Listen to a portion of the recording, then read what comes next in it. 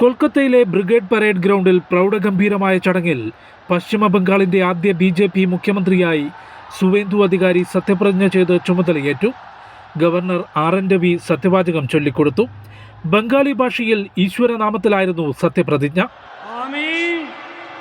আমি শুভেন্দু অধিকারী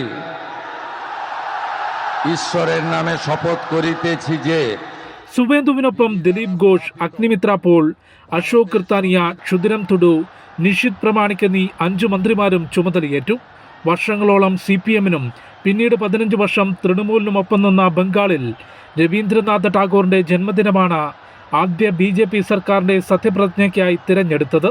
പ്രധാനമന്ത്രി നരേന്ദ്രമോദി, ആഭ്യന്തരമന്ത്രി അമിത്ഷാ, നിതിൻ നബീൻ തുടങ്ങി പ്രമുഖ നേതാക്കളെല്ലാം ചടങ്ങിന് സാക്ഷ്യം വഹിച്ചു.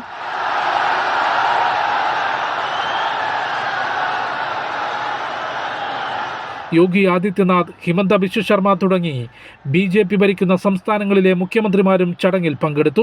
ഭവാനിപൂർ ഉൾപ്പെടെ തൃണമൂൽ കോട്ടകൾ തകർത്തുകൊണ്ട് 207 സീറ്റുകൾ നേടിയായിരുന്നു ബംഗാളിൽ ബി.ജെ.പിയുടെ മികച്ച വിജയം. കൊൽക്കത്തയിൽ ചേർന്ന നിയമസഭാ കക്ഷി യോഗത്തിൽ സുവേന്ദു അധികാരിയെ ഐക്യകണ്ഠേന നേതാവായി തിരഞ്ഞെടുത്തിരുന്നു. അമൃത ന്യൂസ്, ന്യൂഡൽഹി.